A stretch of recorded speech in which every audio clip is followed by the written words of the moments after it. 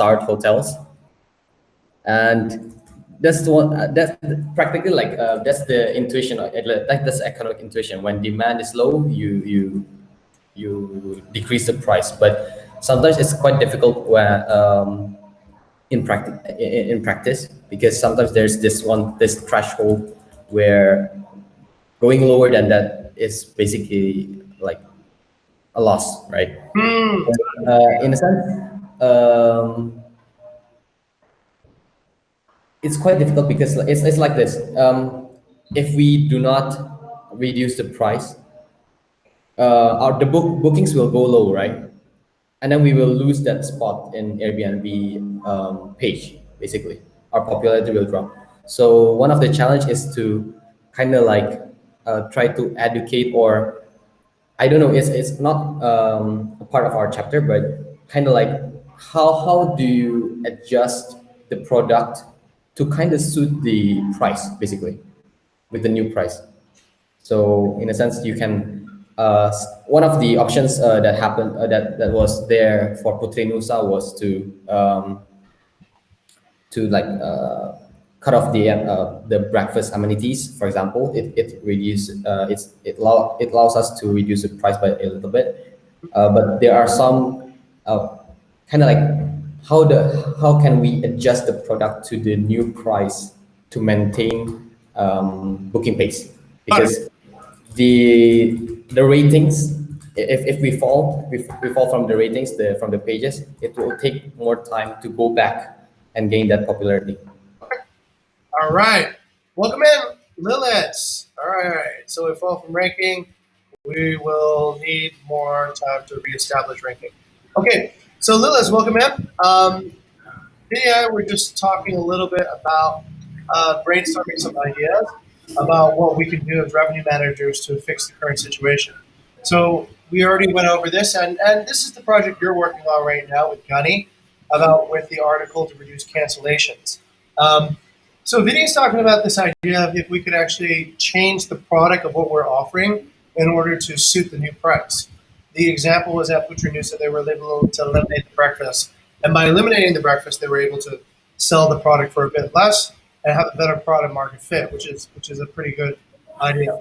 Okay, so a few things we need to consider, I guess, is one, um, we are currently in a scenario A, so that's just things are slowing down. If we do go into a scenario B, I don't know what we can do. There's pretty much no thing you can do if they cut off, let's say, your access to the. Hi, Shantia. Welcome in. Wow, Shantia, you look different. Looks like you're going through a makeover. Yeah, thank you. We Okay. can get right. Yeah. Okay. So I need some more brainstorming right now. I need ways that we can think of, let's say, to actually improve the revenue intake at the moment. Because currently, let's say we're still in situation A, we can still make some money.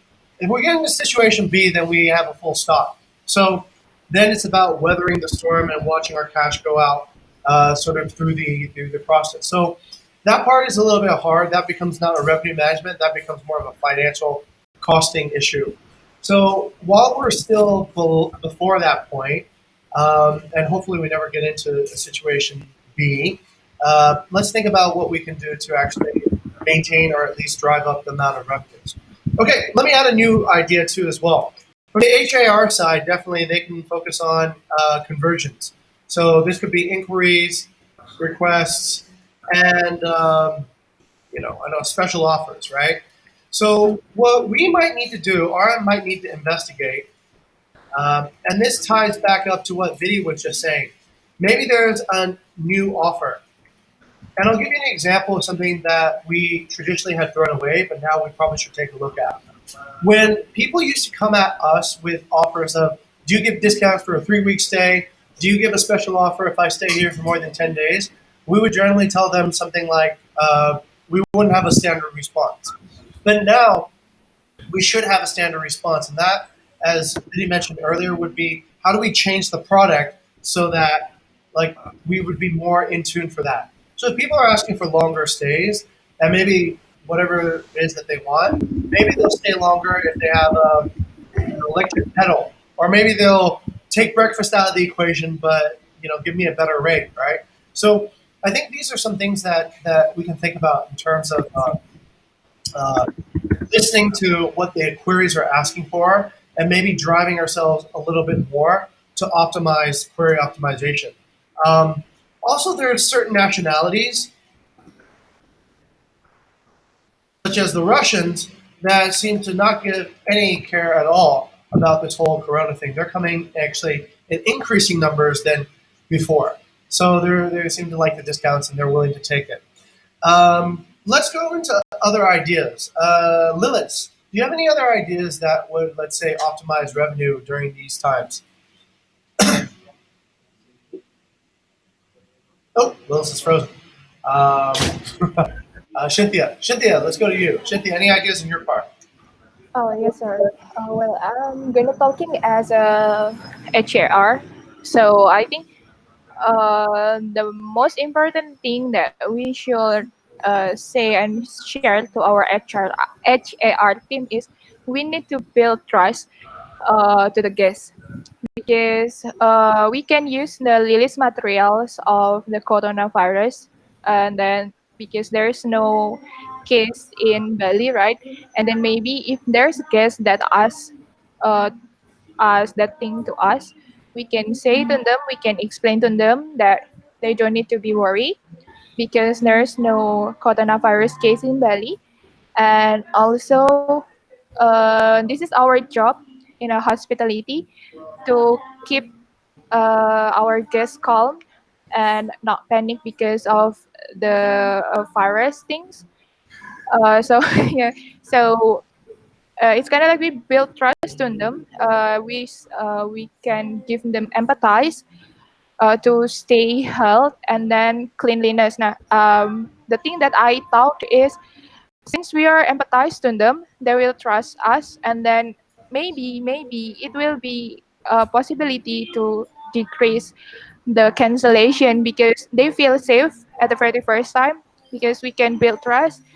They feel safe, and then they also stay with us. And in hospitality field itself, maybe we can like suggest the partner to like prepare something like hand sanitizer, mask, and then hygiene mask. So they will feel the guests will more feel more safe, and either of maybe uh, they are afraid of going outside. Maybe that's also possibility that the guests will extend the stay in our place because they feel safe and trust. That the things. You're muted, sir. Okay, thank you, Cynthia, for sharing. Those are some good ideas. I think fundamentally, yes. Part of this is part of economics is the math, and the other part is what people will react to these facts.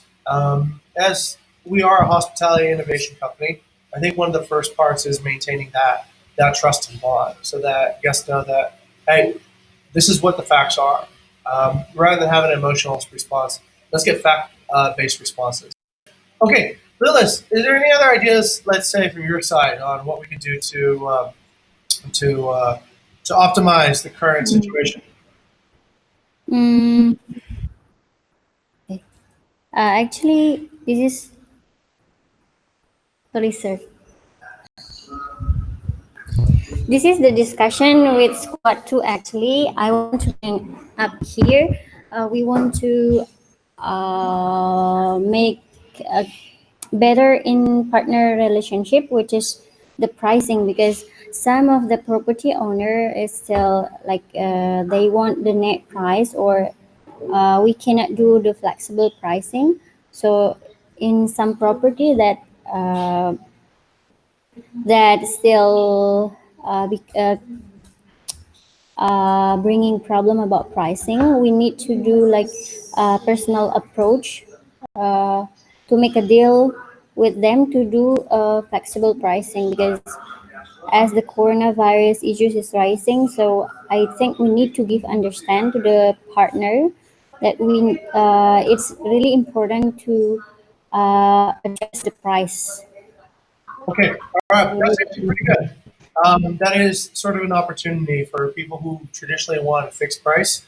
This is an opportunity to see the benefit of Uh, fixed price. Yes. Okay. Over to sure. Cynthia. Yes, I have a question. So in this case, like in this coronavirus fever, would you prefer like we maintain the guest that has booked with us, or we should find a new guest? Okay. All right. It's a decent question. So let's open up to the floor.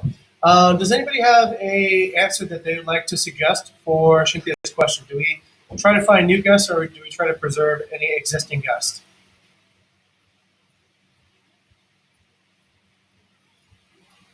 Okay.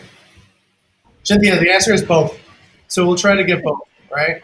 Anybody, we have to realize that the pool of total addressable guests right now is shrinking all over the world. So let's say, for example, you know what a marketing funnel is, right? There's impressions, consideration. Essentially, there's this decreasing stage of people who will actually become your real guests, starting from the people who are thinking about it to the person who actually shows up. So now we can probably safely assume that the total number of people who are considering to come to Bali has probably reduced by a significant margin. Now, we don't know what that was because we were never measuring that because we can only really measure late funnel things like bookings, right? So we do know that essentially that pool has reduced. Now, we can't do too much about that. That's not in our control, right? The government can create discounts to help people in. Airlines can discount to encourage more travel. But we happen after those stages. We happen after somebody generally has thought about buying a plane ticket. So, what should we do? We should try to reduce cancellations, which is what the work of Lilith and Gani have been, and everybody else who's participated, by delivering facts so that preserves any existing guest that already has a reservation with us. And at the same point, anybody who's putting an inquiry in, we should consider ourselves pretty lucky because those are getting fewer and fewer now. So anybody who is actually still inquiring is still a potential guest, and we should hustle to try to get their business. So both, we should try to limit the amount of cancellations by offering empathetic and trustworthy information on site about what's actually happening here in the island. And at the same time, let's not lose any opportunity to acquire any new guests through inquiries, conversions, and potential offers. Okay, to Vinny. Actually, I have two things I want to bring up. So, Sure. first, for the coronavirus material, I think it's really good. It's a very good idea. But and I would like to maybe give input. There is one pinpoint to which in which coronavirus has a very weak stand, and especially media. The fact that most people who died of coronavirus are actually older people who already has diseases. And if we could add that to like I saw this post somewhere regarding the percentage of people who died of coronavirus within this range. What are the risks? And it's really really low. And if we can see this in that kind of perspective, for example, I am 21, and then the chance of being killed by coronavirus with an age of 21, assuming that I'm healthy, is kind of like 2%, 3%, something like that. If we can add that, it will be great. And second, actually, I've been thinking about this for a while regarding our view towards our revenue. Um, we see a steady increase of revenue, and sometimes it's fluctuating, but over the years we see increase in revenue overall. But I'm a bit confused in the sense that we sometimes I kind of miss the point where we kind of consider that our market building also works like we have more properties. So in a sense, if we have more properties, then of course our revenue will increase. Does it make sense? Yes. So should we also consider the ratio of increase, like how many properties we have, like total revenue divided by how many properties we have, or do we solely, I don't know, it's more like the principle of the company. Do we only solely think about the revenue of the company as a whole? Because if so, then one of the options is also to increase the numbers of properties, basically. Even though, Ah! because like, if we have, this is what I observed. Yeah. Usually the properties that we have in Nusa Penida, for example, we have an occupancy rate of probably at best 0. 0.6, based on my calculation before um, for the revenue projection before, about 0.6 ish, but most of them are actually pretty low, like 0.2, 0.3 occupancy wise. But then we see a kind of like, oh, Nusa Penida's revenue increased, for example, by this month, because also due to the fact, for example, in February, we have two new properties which brings a lot of revenue. Putri Nusa, which has 16 listings, and Losari, which has 7 or 8 listings. So in a sense, it makes sense if the revenue increases, because our properties also increase. So if we want to think in the company level, for example, I want, let's say we want our revenue to be steady or increase, keep increasing, and we can just add more properties. For example, it's more like a question like, what are our company values? Do we also value the prosperity of each property, or the revenue itself, basically? Okay. Thank you. Wow. Okay, that was an interesting point there, Vinny. Okay, to give you a little context on that, in 2019, actually any year, Bukit Vista offboards quite a few properties too. In 2019, a lot of our early partnerships had stopped working, mainly because a lot of them had gained independence, so to speak, right? They found out ways where they could exist without our marketing systems. So we lost a few big ones, including La Jolla and a few of the big Bingen villas. We were only able to grow in 2019, and I had this talk with Nim Lee, because we essentially had added so many new properties that the total pool was greater, and therefore we were able to float up. We were thinking about this actually. One of the assumptions of such a condition is that's changing right now is when you go from a low demand or a high demand type situation like what we had maybe a few weeks ago, maybe a few months ago, where there's more and more and more visitors come to Bali. There's just this deluge of business, and the supply can't grow really as quickly as that.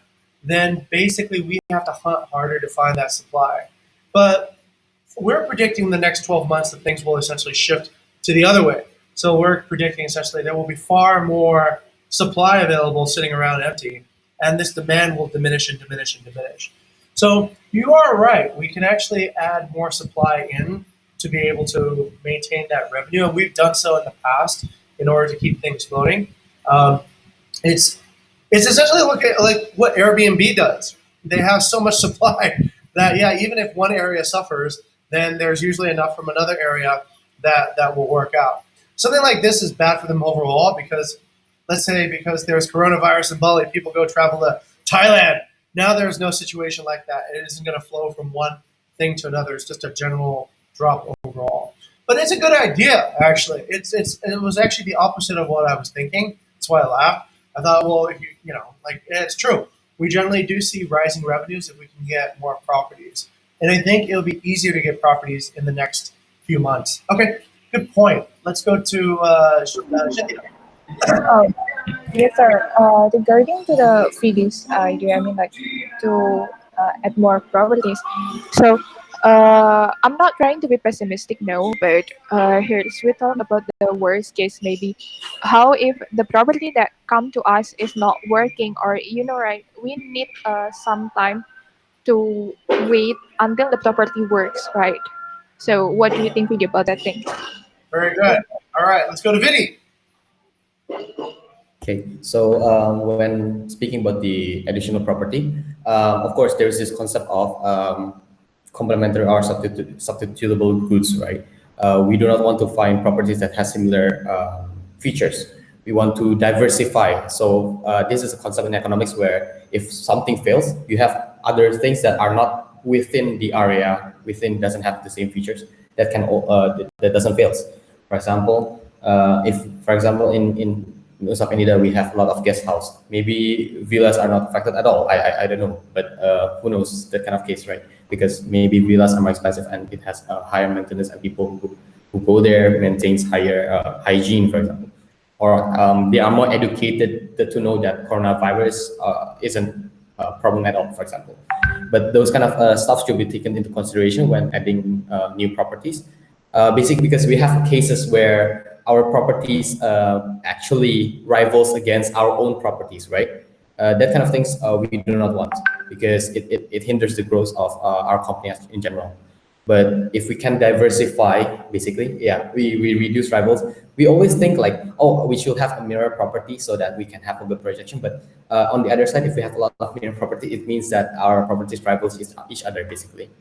So we have to think about the location and the features of these properties.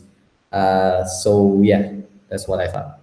It would in general probably be higher in a All sense. right, good call on that one, Vinny.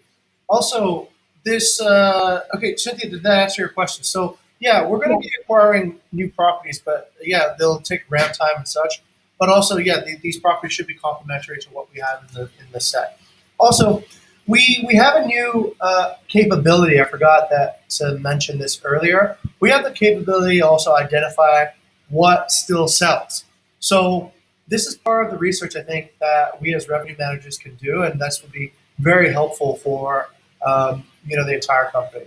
We have gotten certain inklings now that like larger properties, multi-unit, family travelers, these don't seem to work so well as larger, as smaller units, couples booking last minute. So I think we need to be able to get very razor focused on what products and what customer groups are still active in the market and which ones are less active so that we can set our expectations correctly. And then this will help also for us to direct our acquisition to point to things that we want to acquire. And also our selection, which will happen pretty soon. We will select the partners that, if they want to work with us, we'll say, yes, this is a product that we reasonably believe can sell given the circumstances of the economy right now. Okay, great. Let's. I just wanted to get all this stuff out, and then I wanted to plot down what it is that we can do. Now, let's go back to Lilith.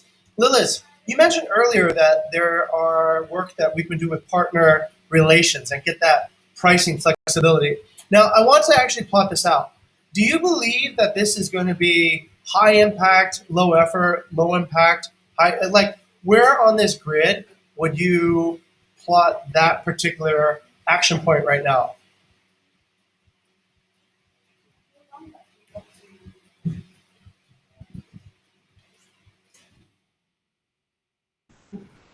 Uh, Actually, I'm not sure about the impact. Okay, Maybe mid and also mid, both of them. yeah. Okay. Yeah. All right. Let's go ahead and put that in as mid and mid right now. So I've given it a label. We'll call it label D, and let's go ahead and put label D and mid. All right. What about label F? How hard would it be for us to currently find which properties and which types of properties and locations are still selling really well? Let's go to Vidi. Vidi, how difficult would that be? Um, so yeah, I found this technique in Airbnb, kind of like we are able to see occupancy rate of listings.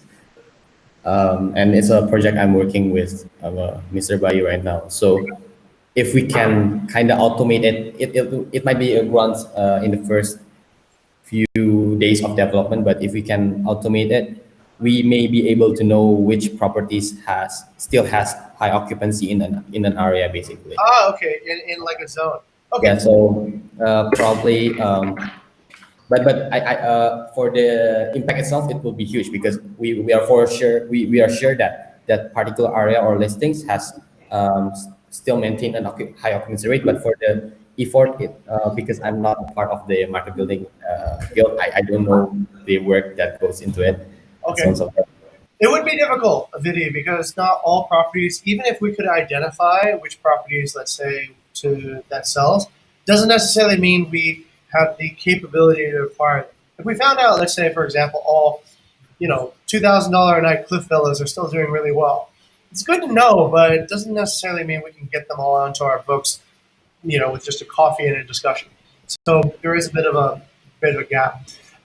The question is actually a little bit simpler than going and studying the Airbnb market. The question is just simply looking at our own data. So if we looked at our own data, how long would it take for us to identify to a very specific granular level what location is doing well, what type of property, and what's the budget range. Yeah, if it's from our internal data, it will be low effort. Okay, all right. That would be pretty low effort, and it probably would have maybe mid-level impact, right? At least we could then. Okay, all right, cool. Let's put that there, and let's go on. Wait, that's sorry. That's F. All right, let's go to Vinny's idea before about the bring on new properties, right? So if we bring on new properties, yeah, then we could get that thing that Vinny was asking for. What do you think is the effort required on that one?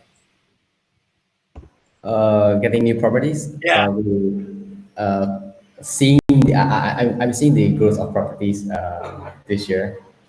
I think it's pretty like it's steady, but it's going to be quite difficult Yes. to. It depends on our marketing skills and negotiation skills, but I don't We know. don't have Nung Lee because she's about to resign. So it's Yeah, it's quite difficult. It will be quite difficult.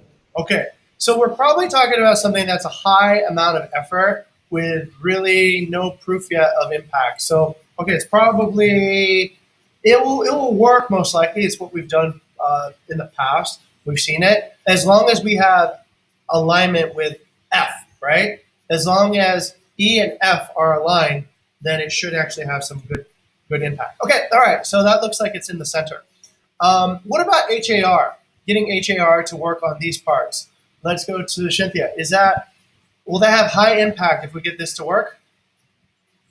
Um, well, I'm not sure, and I can't guarantee anything. But from my side, and as per the experience about the question about the coronavirus that guests have asked about, I think since we are the very first time, for the very first gate to communicate with guests, I think HR is the main point, and HR is very important to keep the guests to keep the guests trust and safe feeling. So Yeah. yeah. Okay, I think this is actually where the most impact can be shown with the least amount of effort. This is just essentially asking people to do what they currently do and focus on these particular objects, right? So we're talking about building trust. So morning check-in, maybe just an article. Hey, look, this is the latest thing on things to do. It's actually not too busy outside right now, so you can practice social distancing while visiting very many monuments. Stuff like that, I think. This stuff is pretty impactful. This will reduce cancellations, especially for guests that are already here. And I think it will actually improve the quality of reviews. Oh, this will improve also the quality of reviews. And the quality of reviews then adds up to your conversion rates and how likely you're going to get more bookings in the future too as well. So I think this is actually a pretty high impact. It's a low amount of effort activity. Okay, all right. Pricing's threshold. Okay, so this idea of how much more we can push the pricing threshold. I think if we can, that probably will be pretty high impact. If we can move the pricing threshold even further down, we'll start seeing if we get, let's say, a corresponding change in the booking pace. If we decrease by half and we get 4 times as much bookings, then that means, oh, okay, all right, that's good, right? We've reached a new understanding. But if we decrease the price, like in Panita during low season, and there's no change in the booking pace, then we've reached essentially the edge of the market. We've reached the edge where nobody's concerned about the price anymore. It's about something else. Oh, I got a package. Give me a second. Yes. Chicho, yeah. Okay. Yeah, I'll second. Okay. G. Okay. That's it. Okay. All right. Cool. Okay. So this one, getting new pricing floors requires some effort. We need to go and talk to a lot of owners, need to negotiate, tell them about the situation. They need to know what we know. They need to know that the leading indicators to travel in Bali are all looking pretty low. Okay, so that's probably a mid-level thing. And then last one is reducing cancellations. Okay, reducing cancellations. Does that have high impact or low impact? All right, Vinny's smiling. That's it. Okay. That should have pretty high impact because that's a booking that's already there. Why should we lose it, right? So I would consider that high impact and probably it's something that requires the least amount of effort. We don't have to go and have to go and do anything big. We're just writing articles, and we're going to create content that gets people to cancel less. Okay, so we can then through this table see what we can prioritize first. Ladies, yes, Cynthia. Yes. Well, actually, I'd like to ask Lilith. Lilith, yes. You wrote about the article, right? The coronavirus article. So, are you going to give it update? Because I think this is based on the latest and actual news, right? But there will be more news that will coming. So, are you gonna be updated or just like keep this article all the time? Actually, we want to try this in squad one first. Maybe as long as this fact is not changing. I mean, the fact that I wrote here, actually, the one that changed is the fact that not yet been found positive cases in Bali, right? And also, I don't think there's so much with the policy. And yeah, firstly, I want to use this as long as the fact is valid, and then I will see the next. I mean, if the fact is still supporting our like our cancellation prevention, I will revise the article. But if it is not, then we have to find another solution. Okay, thank you very much, Lilith. Lilith, this will be a vehicle. Think of it as essentially this is a process.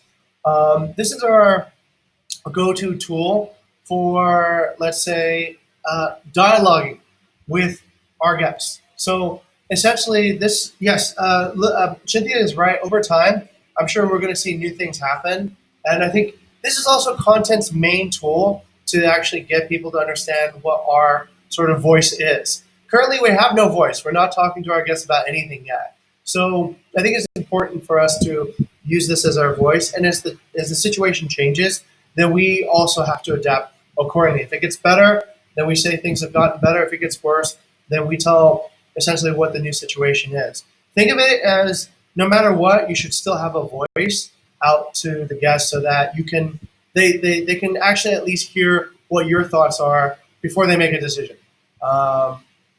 And not just just whatever things that we don't have. So yes, this is the beginning, but this has become almost like I think a new process by itself, which is how will we update this process as things move along into the future. Let's take a look at this article, and this is a good transition into it. Okay, so we've read this article. Has anybody not read this article yet? If you haven't read this article, raise your hand. Be honest. If you have not read the article, raise your hand. Okay, if you have read the article, raise your hand. Okay, great. This is ready to go, Lilith. So I would advise you to go ahead and publish this. If you guys want to add some more graphics onto it, go ahead, publish it on the Strikingly to our website, and then direct people back to this blog through a link. And then that way they can read more if they need to. All right. So essentially, messages can go out to Squad 1 guests saying, hey, look, we have an update. These are the facts of what we know in Bali that is currently happening right now. And please take into account of these before you make any further decisions about your trip. And then we'll send that out and we'll see if that has any change. If there is a new update, then yes, we probably would have to go through that process again. But does anybody have any other things to say about this article? Okay, no? All right, Lilith, please publish. Oh, Lilith, go ahead. Actually, Diba asked me in which do we have to publish it on Bahasa also? What is Hasa? Bahasa, sorry, Bahasa Indonesia. Publish it to Bahasa. Send a link for Indonesian guests to Bahasa, and the other link to. If you can, make it language specific, right? If it's an Indonesian guest, send them Bahasa version. If it's a foreign guest, send them the English version. Okay, so we need to publish it in both English and Indonesia. Yeah, yeah. It's really easy though. It's you just go to Okay. Strikingly, you just copy paste, and it comes out. And then whatever photos or graphics you use, you can use the same for each article. Okay. But right now, Lilith, the key is speed. The longer we wait to publish, the more this goes out there, and the less we know about even the effectiveness of such an article. So, if anything, I would ask that you guys work and try to get this out by today, and not take any longer on it, because this is our MVP. We need to see how to actually pivot after we get the results from this article. But I think this is a really good direction, and it at least allows us to have a share the conversation now in the guest decision. Okay? I think today, me and Diba want to publish this article, but in Bahasa and also English. My question is, what is the measurement that you would like to observe? I mean, is that the cancellation only or any other measurement? Slow down and cancellation values on squad one. So if I go over here and I can see, let's say on squad one, we measure what I think we can see this any day now anyways, but let's see what the cancellation is. I don't know if we can isolate cancellations by squad. Yeah, we can isolate cancellations by squad, right? So go ahead and take a snapshot of that right now. That doesn't look really good as of the moment. That's $12,000 worth of cancellations in the past 9 days. So we're losing about $1,300 worth of bookings every day. If we can get that to reduce down to $100 a day, that would be progress. So the only thing you need to measure, I think, is this. Measure essentially what that looks like right now, and then take a look and maybe have a comparison test. Since you are not going to be issuing this on Squad 2, take a look at what the cancellation rate per day is on Squad 2, right? So Squad 1, cancellation rate per day, Squad 2, cancellation rate per day, and then see if you're able to slow down the rate of cancellation after you publish the article. So let's say Squad 1 is 1,330 a day, Squad 2 is a little bit less, Squad 2 is much less. Oh my God, Squad 2 is only $250 a day. If Squad 2's cancellation rate remains the same per day, and your on Squad 1 goes down after you release the article, that would indicate that the article seemed to work. It seemed to get people to stop canceling as much as they did before. Yeah. Or actually, sorry, I just thought about it again. It shouldn't be the cancellation value. It should be the number of cancellations, right? Because this is more of a number. The article would stop the number of cancellations, but it wouldn't have direct impact on the value of each cancellation, if that makes any sense, right? So let's measure what the total. Actually, okay, all right. So Squad 2, the cancellation rate is Squad 2 gets 3.3 cancellations per day, and Squad 1 gets 3.5 cancellations a day. All right, so that's it. If you could slow down that rate and measure a week afterwards, then we would know that the article had good impact. Sound good? Okay, all right. So screenshot, capture, remember the rate, and if you can get the rate to slow down, then the article, we can say safely, has made some impact. All right, Vidi's smiling. Vidi, what do you think? No, yeah, that's a good point, but I would just like to remind not to forget other variables such as the bookings slowing down by itself, because, for example, because we know that like throughout the month we have a chi-square shape booking pace or bookings, that we have to take that into account, because it will naturally kind of like go down in a sense. So Right. the things are Point. do not let like simplified data fool our judgment to say that, oh, it works. Yeah. Correct. So that kind of stuff. Just the nitpicking. Okay, that is actually a pretty good point, Vidi. So we have to also normalize this data that we collect against the booking pace. So once we collect the data, let's also go back and see what the booking pace was, and then see, yes, if there's a higher booking pace, then we probably should expect also a higher rate of cancellations by proportion to as well.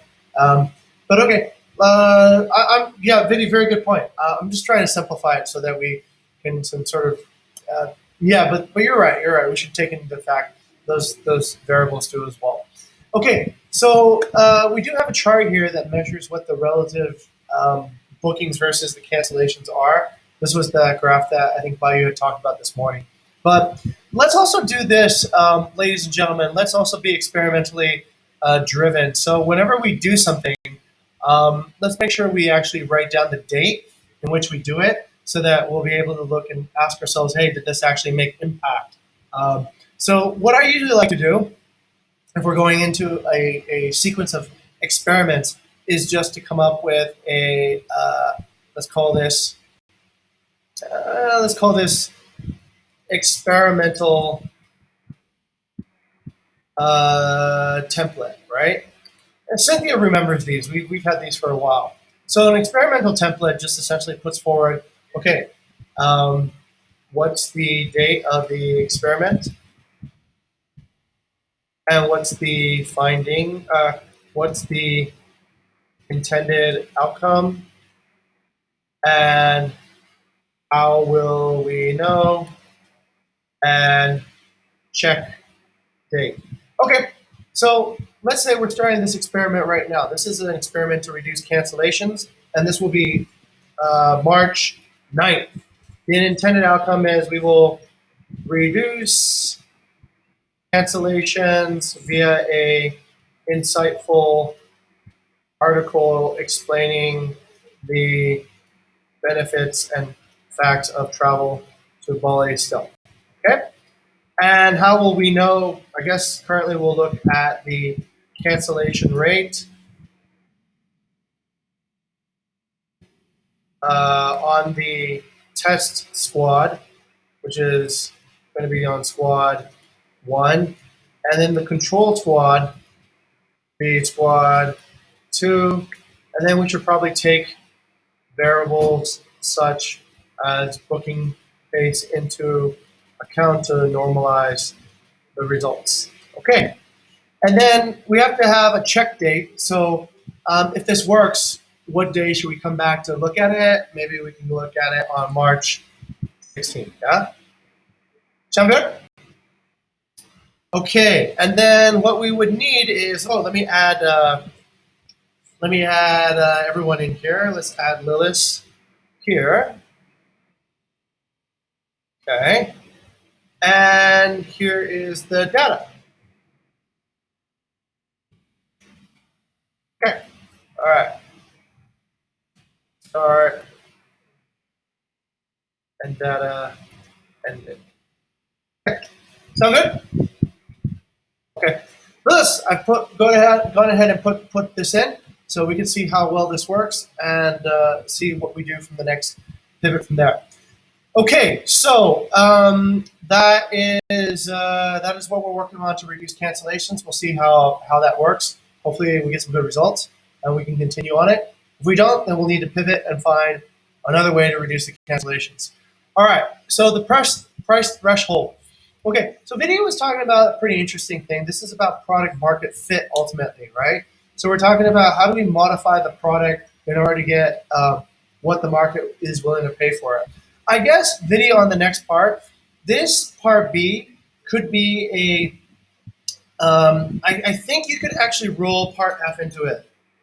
So part of understanding how to get, let's say, the changes on the product, such as reducing breakfast from Putri Nusa, is to find what is it that people still want to pay for. Do they want to pay for a place that's close to the beach without breakfast at a certain budget range? And if we have something that's like close to that, but not in that same exact thing, then maybe we can condition it so that it looks more like that. Maybe we can remove the breakfast, reduce the price, add an amenity, whatever it might be so that it fits the market. I think that is how we can craft that suggestion. So everyone, for anybody who wasn't here before, I would call this, I would say, a product adaptation, right, to market fit. And this is because of a change in the market dynamics. So, for example, what the hell are the Russians buying? Where are they staying? Why are they still coming? Right? So if we can get more of, let's say, whatever we have to be Russian traveler friendly, then maybe we can also expand into that niche a little bit more for product adaptation. Sorry, let me write that correctly.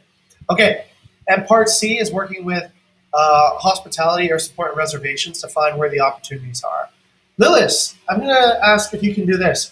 Would you be able to? Who's the air support person you know the best, Lilith? Actually, it would be Chandra. Actually, it's not even. It has to be Chandra. Chandra probably sees more inquiries and reservations go past her desk than anybody else. Can you work with Chandra to identify what type of inquiries that we are not converting and understand why we're not converting those inquiries? Okay. Okay, I think that would be super helpful because that is a big chunk of the. Okay, I'll show you why. Because on the total number of inquiries, Squad 2 has the inquiry conversion that's pretty low. They're all below SLA, right? 19, 15, 23, 23. And yet they get the most number of inquiries. So if we can figure out why those inquiries are not converting and we can do something about it, I think there's some gold there. I think there's definitely some insights that we can get out of that. So if you can come back, the best would be, let's say, a layered approach. You can figure out of the 80% of inquiries that didn't inquire, half of those were because the person asked for, can I pay offline? And we told them no. And so there's nothing we can really do about that. Maybe the other half is they asked for a deal and we didn't know how to give a deal, or we didn't really know the property, or whatever it might have been. So that is where we can work on part C. Yeah. Okay. And then one more thing, ladies and gentlemen, that we need to do. We need to be able to guide the company. So we need to be able to update projections, like the way that Lilith and I updated the projection this morning. We take a look at the daily sales and we realize at the current daily sales, we'll never reach our target. And it's just not going to happen. We're not expecting that the daily sales is going to go up, and that would have to happen in order for us to reach the original 291 target. So we changed the revision and we updated the projection. I think this is going to be important because we're going to ask the entire company to work on a revenue basis now. So they need to be able to know that these goals are achievable, and we as revenue managers need to be able to subtract away the things that they cannot control and ask ourselves what is the maximum potential that they can deliver on the things that they can control. Okay, and then control and not control. And then I guess on the things that we can control, it's proficiency and lack of proficiency. So if, let's say, we cannot optimize the inquiry conversion rate, and let's figure out how much of that is because of proficiency issues, like, those are things that like we can just train and get better at, and how much of that is due to non-proficiency issues. It's just stuff that is we can't optimize for, even if we were getting better at that. Wait, sorry. Let me rephrase that. On the things we can control, let's figure out parts that we're doing right, and let's figure out parts that we can control but we're not doing right. And then on the things that we cannot control, let's figure out what those parts look like too, like frivolous inquiries, right? Offline requests, whatever it might be, just things that we don't have control over, so we can isolate and decide what to focus on. Okay, that is pretty much the thing I wanted to bring to attention now. This transition time is actually pretty important for revenue management. It's sort of our show now. Normally we sort of sit back and we just sort of steer and say, you should go a little bit right, a little bit left. But now this is where we kind of bolt down. We really need to deconstruct the company and figure out how to create value. So a lot of people are going to be looking towards revenue management for success. So let's do the right thing. We got 10 minutes now, so we finished a little bit early. Any discussions that anybody else wants to bring up? Let's go to Cynthia. No, sir, I have not. Okay, you good? All right. Let's go to Lilith. All good, sir. I have nothing to discuss. Okay, great. And let's go to Vidi. Vidi, anything on your side? Nothing much. Okay. Right. We're probably. Oh yeah. Just to let you know. So, like I said, back up here. Let me kind of bring us back to the all hands again. Um, we might be accountable for weekly projections now because things seem to be changing every week. Oh yeah, you guys might like to know this. This is something that I was explained to some of the leaders last week, but I'll share this with you guys too. Give me a second here while I find what we are talking about. Okay, so ah, is there any other leading indicators of travel that anybody can think of besides plane tickets and our inbound market sort of spread virus and the news sources that people in inbound markets look at? Are there any other sort of leading indicators? Okay, if you think of one, let us know, right? I don't know, maybe Bali travel, right, as a keyword or something on Google. Maybe Instagram volume search. I don't know. It could be whatever you imagine would happen before, like weeks before somebody would book with us. That would be a leading indicator, and that would allow us to know where to position ourselves to as well. So that's one thing. Oh, the second thing I wanted to say was this. If you guys are curious about when this whole nonsense will end, please check out this concept. It's called an epidemic curve. An epidemic curve is sort of like how Bukit Vista achieves our revenue. It's sort of funny, right? It's not funny at all, but it's similar to sort of what we do. So our weekly sales and our maybe our daily sales look like this, right? If you were to plot it out, it sort of starts out very small, way back, and then it builds up. If you look at, let's say, our revenue build up, yeah, you can see like our booking pace, right? These are the bookings for March. Slow, slow, slow, and then it reaches a peak. Well, this is an epidemic curve, and an epidemic curve shows essentially how a virus spreads throughout a population in a country. So currently, the good news, I think, in China, they've already reached the peak of their epidemic curve, and it's already coming down. So this is the case right now, all throughout the world. All the top epidemiologists, I forgot people who study like disease, but anyways, all these people who study disease spread are looking at the Chinese epidemic curve to determine how the pace of coronavirus will spread in their own countries, which is kind of interesting because we're just at the beginning of every major country right now. So we're like at the beginning of the U.S., we're at the beginning of England, at the beginning of France, at the beginning of Germany. So we can see from this that this is kind of like the beginning of how the virus will go out. And if you look at the Chinese graph, it ended within about 1.5 months. But that was because they locked down the entire country and they didn't let anybody move. So I do wonder how this will go for the other countries, especially like the US and Europe, where people are allowed much more mobility freedom. But if you want to look this up, there's some sites about epidemic curves on the WHO. And this is maybe useful to figure out when is coronavirus will be over, right? As just for like, let's say a estimation. Okay, Alvin, thanks for joining us. We're almost done here. We kind of reached the tail end of the discussion. The key points here are once again to renew. Where is it? Ah, okay. Let's focus on reducing cancellations. Let's look for that product market fit. We have a new market, and we probably have a new marketplace in terms of what kind of buyer is around and what they're looking for, and what products are around. And let's try to work both sides so that we get matches and get a good fit there. HRR, once again, can work on the conversion, all the things that they normally do, getting good reviews, all that great stuff to get us that booking pace that we want.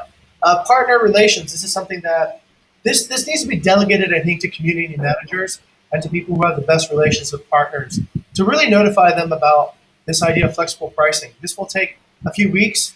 It might be slow, but the faster we can start the list, the more impact we'll have. while we still have a good ranking, we can still sell. But if the ranking starts slipping, then it becomes, and they have to spend more money to get the ranking back up, get the discounts moving. All right. This idea of adding new properties is also interesting. I'll consider that. And it's a little bit hard right now. We have a little bit fewer market builders than we would like to have. And updating the projections as we get more accurate day-to-day data on what our sales look like. Okay, all right. That's pretty much it for today. I got a 6 o'clock, I think, with all the squad leads, so I'll be sharing some of the results of what we discussed here with them. And yeah, that's it. Thank you everyone for coming today. Appreciate the time and stay safe. Wash your hands. Hey, let me actually ask, who can actually buy hand sanitizer? Is there any hands? There's still hand sanitizer in Jogja. Really? Wow. Yeah, It's I getting still get it. Look. I still get it. okay. Hey, But markets. when you come over, maybe you can bring some. Bring some in not your carry-on, of course. They won't let you to bring, but Okay, I will bring some hand sanitizer and some masker if you need. cool. Because I haven't seen any in Bali anymore. I don't know. Maybe somebody bought them all or something. So I just usually wash my hands with soap, and then I scratch my balls. Okay, no, nothing. A little bit of levity. Hey, where's Rafik when you need him? All right. Anyways, Okay. stay safe, everyone. I'll see you all tomorrow at 4 o'clock. Okay, cheers. Thank you guys. All right. Thank you.